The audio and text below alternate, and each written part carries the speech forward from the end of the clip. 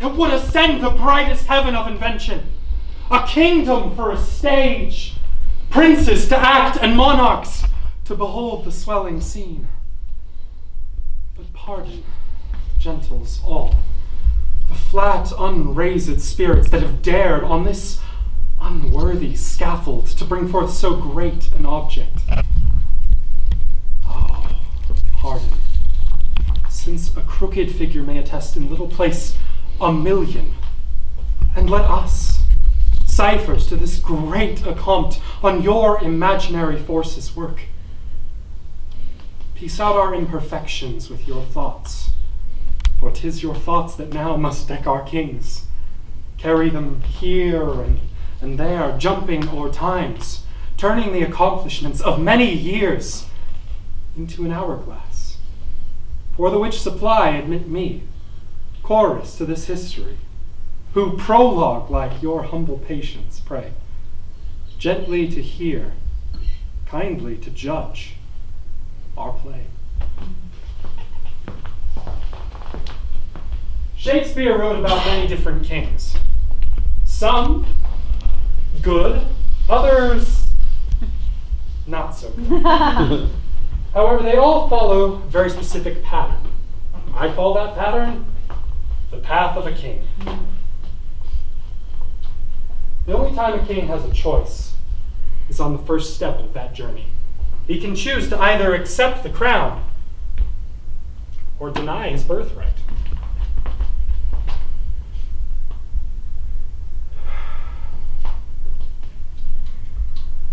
And princes all, believe me, I beseech you, my father is gone wild into his grave, for in his tomb lie my affections, and with his spirits sadly I survive, to mock the expectation of the world, to frustrate prophecies, to raise out rotten opinion that hath writ me down after my seeming. The tide of blood in me hath proudly flowed in vanity, till now. Now doth it turn and ebb back to the sea, where it shall mingle with the state of floods, and flow henceforth in formal majesty.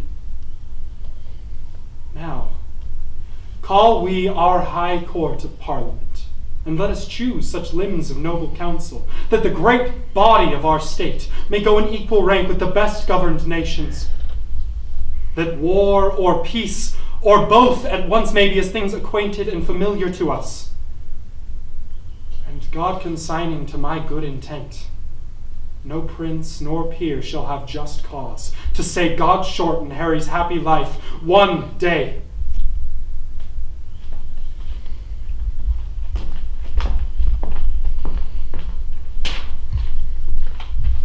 This time in a king's life is when he feels unstoppable. It's so new and exciting. He feels like he can do anything, move mountains. Once more unto the breach, dear friends, once more, or close the wall up with our English dead. In peace there's nothing so becomes a man as modest stillness and humility. But when the blast of war blows in our ears, then imitate the action of the tiger. Stiffen the sinews, summon up the blood, disguise fair nature with hard-favored rage. Then lend the eye a terrible aspect. Let pry through the portage of the skull like the brass cannon. Let the brow o'erwhelm it as fearfully as doth a galled rock o'erhang and jutty his confounded base, swilled with the wild and wasteful ocean. Now, set the teeth and stretch the nostril wide. Hold hard the breath and bend up every spirit to his full height.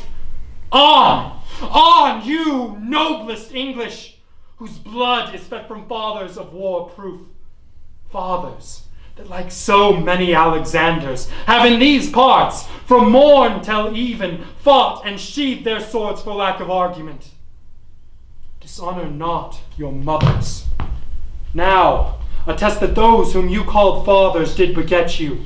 Be copy now to men of grosser blood, and teach them how to war. Good yeoman, whose limbs are made in England, show us here the mettle of your pasture. and let us swear that you are worth your breeding, which I doubt not. For there is none of you so mean and base, that hath not noble lustre in his eyes. I see you stand like greyhounds at the slips, straining upon the start. The game's afoot. Follow your spirit, and on this charge, cry, God for Harry, England and St. George!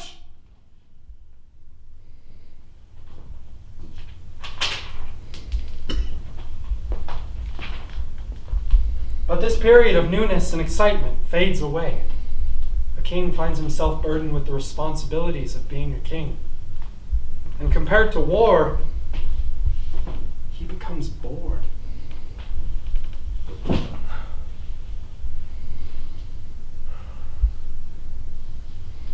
have almost forgot the taste of fear. The time has been my senses would have cooled to hear a night shriek, and my fill of hair would at a dismal treatise rouse and stir as life were in it. I have supped full with horrors, direness familiar to my slaughterous thoughts. Out, out, brief candle. Life's but a walking shadow. A poor player struts and frets his hour upon the stage, and then is heard no more. A tale told by an idiot, full of sound and fury, yet signifying nothing.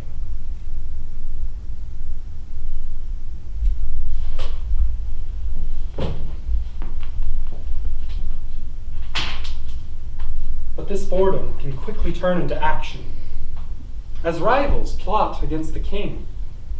They want to take his power from him.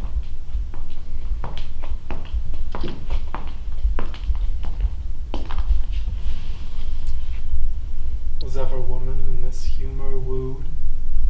Was ever woman in this humor won?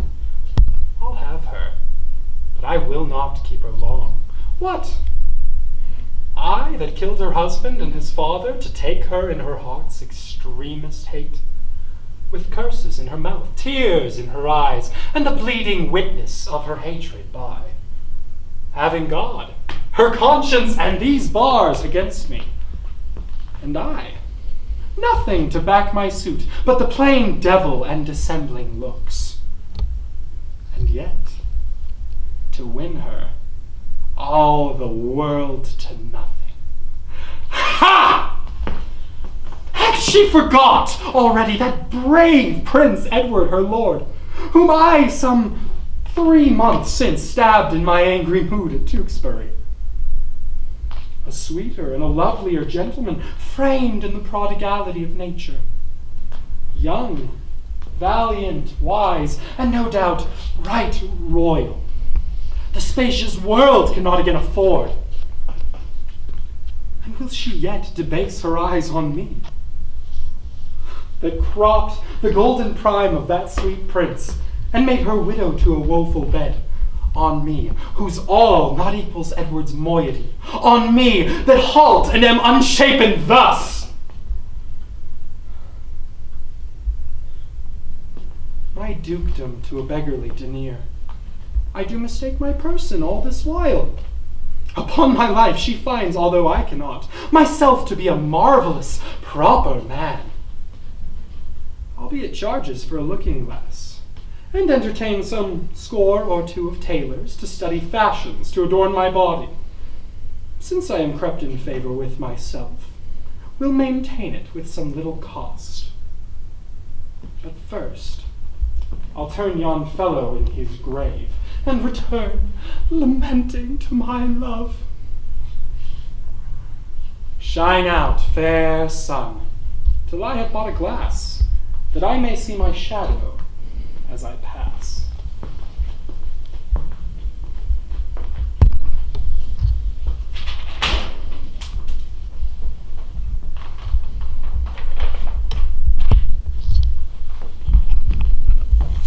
Now, when a king takes over through violent means, it rarely goes well for the previous monarch, usually ending in death or pain.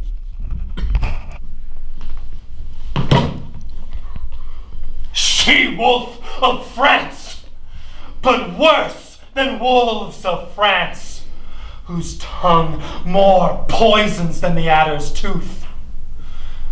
How ill-beseeming is it in thy sex to triumph like an Amazonian troll upon their woes whom fortune captivates.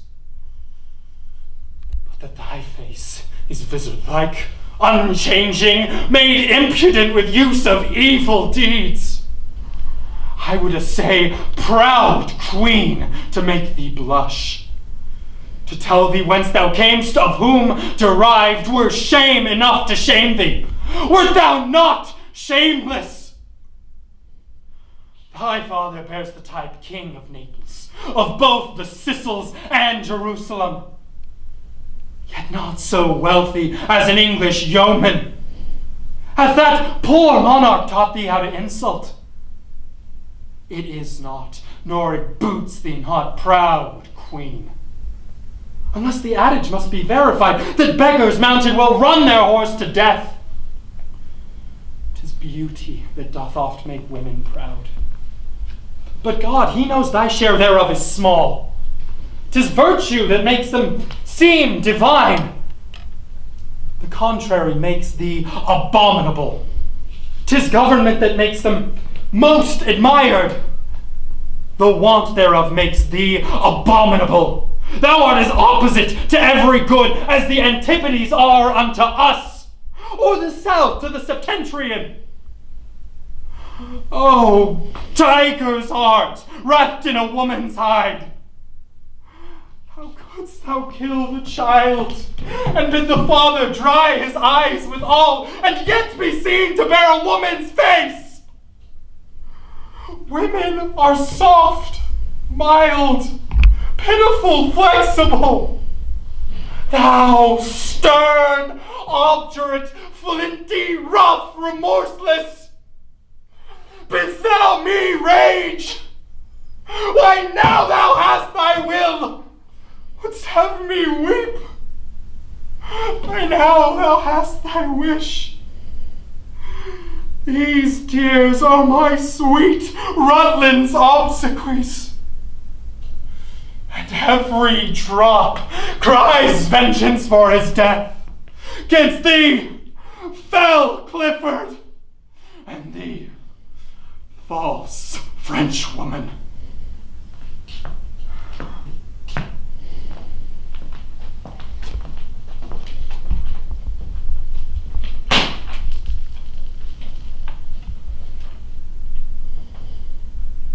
This is enough to break even the strongest king. But sometimes it's not an enemy at all, but a close friend, or even your own children that betray you.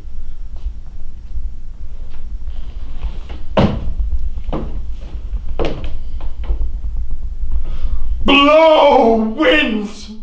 Crack your cheeks! Rage, blow, you cataracts and hurricanes! Spout till you have drenched the steeples, drowned the cocks! Spit, fire, spout, rain! Nor rain, wind, thunder, fire on my daughters! I tax not you, you elements with unkindness. I never gave you kingdom, called you children. You owe me no subscription. Then let fall your terrible anger. Here I stand, your slave, a poor, infirm, weak, despised old man.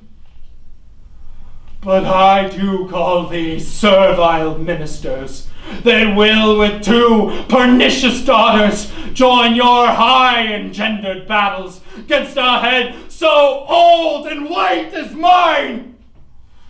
Oh, oh, 'tis foul.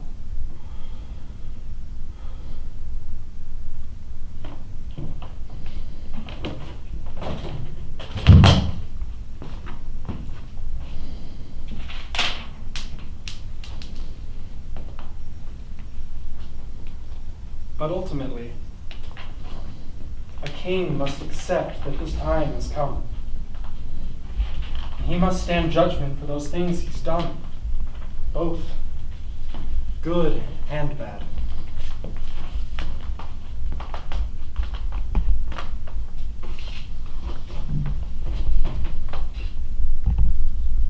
You do look, my son, in a moved sort, as if you were dismayed. Be cheerful, sir. Our revels now are ended, and these, our actors, as I foretold you, were all spirits, and are melted into air, into thin air.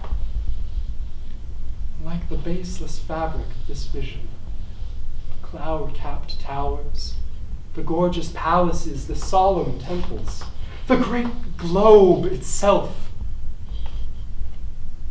ye all which it inherit shall dissolve, and like the insubstantial banquet, fade away, leave not a rack behind.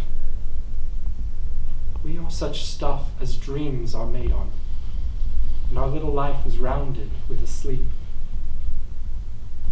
Now my charms are all o'erthrown. What strength I have's mine own, which is most faint. Now 'tis true I must be here, confined by you, or sent to Naples. Let me not, since I have my dukedom got, and pardoned the deceiver, dwell in this fair island by your spell. But release me from my bands, with the help of your good hands. Gentle breath of yours my sails must fill, or else my project fails, which was to please.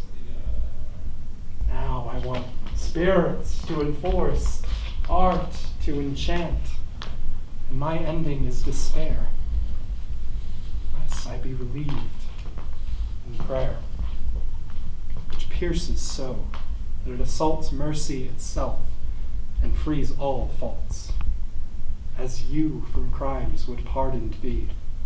Let your indulgence set me free.